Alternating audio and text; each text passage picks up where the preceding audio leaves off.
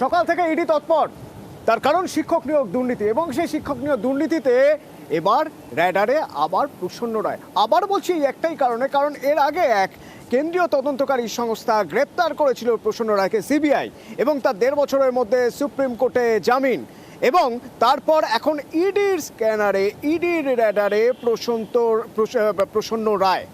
এবং প্রসন্ন রায় একা নন, প্রসন্ন রায়ের ঘনিষ্ঠ ব্যবসায়ী যারা, যেমন রোহিত ঝার কথা যেমন বলছিলাম আপনাদের, রোহিত ঝা মুকুন্দপুরে তার বাড়িতে, সেখান থেকে আমার প্রতিনিধি সান্নিক রয়েছেন, সান্নিকের সঙ্গে কথা বলবো। তবে তার আগে সিবিআই এর গ্রেপ্তারি, তারপরে জামিন মিলে যাওয়া প্রসন্ন রায়কে এবার জিজ্ঞাসাবাদ করছে ইডি, তল্লাশি চলছে ইডির, কেন জানবো অনুপের কাছ থেকে। অনুপ,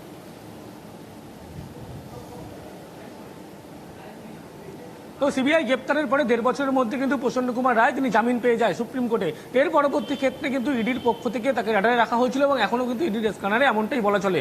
তার কারণ প্রসন্ন রায়কে জিজ্ঞাসাবাদের আজকের কারণ, ইতিমধ্যেই তার যে বিলাসবহুল বাংলো সেখানে কিন্তু তাকে জিজ্ঞাসাবাদ করা হচ্ছে আইডিয়াল ভিলাতে।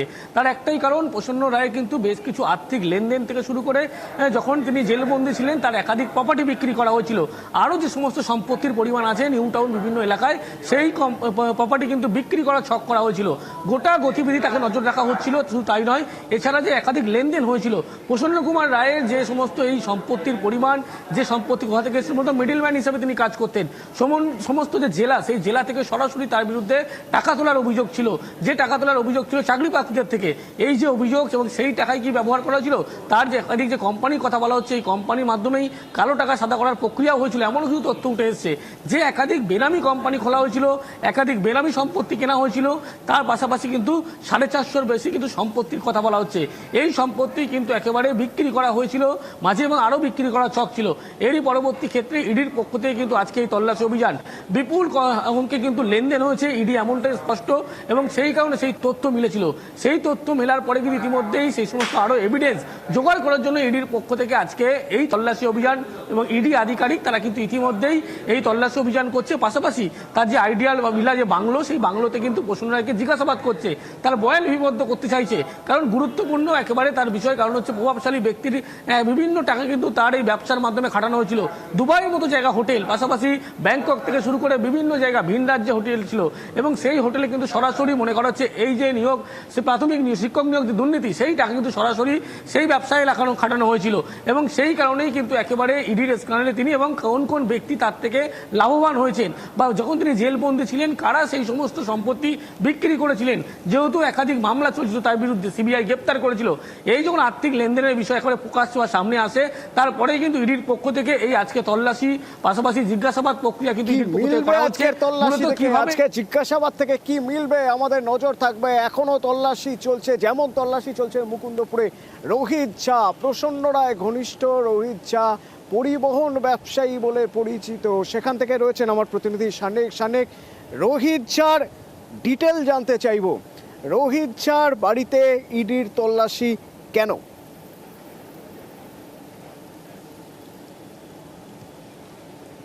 দেখো অতনু, প্রত্যেক কর্মকাণ্ডের ক্ষেত্রেই যেমন আমরা জানি যে কিছু মাস্টার মাইন্ড থাকে আর কিছু মানুষ থাকেন যারা সেটাকে গ্রাসরুট লেভেলে সেই কাজটাকে এক্সিকিউট করেন। এই দুর্নীতিকাণ্ডের ক্ষেত্রেও এই রোহিত ঝা হচ্ছেন সেই গ্রাসরুট লেভেলের কর্মী যারা এই গোটা বিষয়টাকে এক্সিকিউট করতেন। দক্ষিণ শহরতলি এবং দক্ষিণ কলকাতার বেশ কিছু অংশে সেই সমস্ত জায়গায় যারা এইরকম প্রার্থী, যারা চাকরি চান কিন্তু তাদের সেই অর্থে মেরিট নেই, সেই রকম প্রার্থীদেরকে খুঁজে বের করে তাদের কাছ থেকে টাকা তুলে তাদের নামের তালিকা বানিয়ে সেই নামের তালিকা তারা পৌঁছে দিতেন প্রসন্ন রায়ের কাছে। প্রসন্ন রায়ের সঙ্গে তার আলাপ হয়েছিল মূলত বিহারের মধুবনী থেকে, যখন তিনি এখানে এসে পরিবহনের ব্যবসা শুরু করেন। প্রদীপ সিংয়ের সঙ্গে তিনি ব্যবসা শুরু করেছিলেন, সেই প্রদীপ সিংয়ের সূত্রে তার আলাপ হয়েছিল এই প্রসন্ন রায়ের সঙ্গে। এই প্রসন্ন রায় কিন্তু তাকে এই কাজের অফার করেন, এবং সেই হিসেবেই এনফোর্সমেন্ট ডিরেক্টরেটের যে তল্লাশি অভিযান চলছে সেটাতে, যে এর আগেও যেটা তোমার মনে থাকবে যে চার্জশিট পেশ করা হয়েছিল এই নিয়োগ দুর্নীতির ক্ষেত্রে, শিক্ষক নিয়োগ দুর্নীতির ক্ষেত্রে, সেখানে কিন্তু উল্লেখ ছিল এই রোহিত ঝা তিনি আদতে ওই প্রসন্ন রায়ের এমপ্লয়ি হিসেবে তাকে উল্লেখ করা ছিল। অর্থাৎ রোহিত ঝা তার একজন কর্মচারী, যিনি এই গোটা প্রক্রিয়াটা সম্পন্ন করে একটা লিস্ট বানিয়ে তার কাছে পৌঁছতেন এবং সেই লিস্ট পরবর্তীতে পৌঁছে যেত এসপি সিনহা বা পরবর্তীতে আরও যারা প্রভাবশালী রয়েছেন শিক্ষা দপ্তরে তাদের কাছে। অর্থাৎ এই গোটা প্রক্রিয়া এক্সিকিউট করার ক্ষেত্রে অত্যন্ত গুরুত্বপূর্ণ ভূমিকা ছিল এই রোহিত ঝায়েরও। এবার আজকে এনফোর্সমেন্ট ডাইরেক্টরেট এখানে এসেছে কি কারণে? তাদের যেটা দাবি যে এখনো পর্যন্ত যে আর্থিক লেনদেন হয়েছিল সেই সংক্রান্ত প্রচুর নথি এখান থেকে পাওয়া যেতে পারে। এই যে ফ্ল্যাটে তারা এসছেন সেই ফ্ল্যাটে তারা তল্লাশি অভিযান চালাচ্ছেন সেই কারণে, এবং সেই নথি থেকে কোথাও গিয়ে যে টাকার লেনদেন হয়েছিল সেই টাকা কোথায় গেল, কত টাকা লেনদেন হয়েছিল, এই সংক্রান্ত আরও বিস্তারিত তথ্য এনফোর্সমেন্ট ডিরেক্টরেটের হাতে আসতে পারে। এই সংক্রান্ত তদন্তের জন্যই কিন্তু আজকে সকাল 7টা থেকে এখনও পর্যন্ত এনফোর্সমেন্ট ডিরেক্টরেটের আধিকারিকরা ভেতরে তল্লাশি অভিযান চালাচ্ছেন এবং অবশ্যই রোহিত ঝা তিনি নিজেও উপস্থিত রয়েছেন এই গোটা অভিযানের মাঝখানেই। 5 ঘন্টা হয়ে গেল, এখনো পর্যন্ত ইডির তল্লাশি চলছে রোহিত ঝার বাড়িতে মুকুন্দপুরে, এবং চলছে প্রসন্ন রায়ের অফিসে, প্রসন্ন রায়ের বাড়িতে। প্রসন্ন রায়কে জিজ্ঞাসাবাদ করা হচ্ছে আর্থিক লেনদেন সম্পর্কে, টাকা কোথা থেকে আসছে, কোথায় যাচ্ছে, এই সব তথ্য থেকে সূত্র মিলতে পারে শিক্ষক নিয়োগ দুর্নীতির, মনে করছে এনফোর্সমেন্ট ডিরেক্টরেট। এই খবর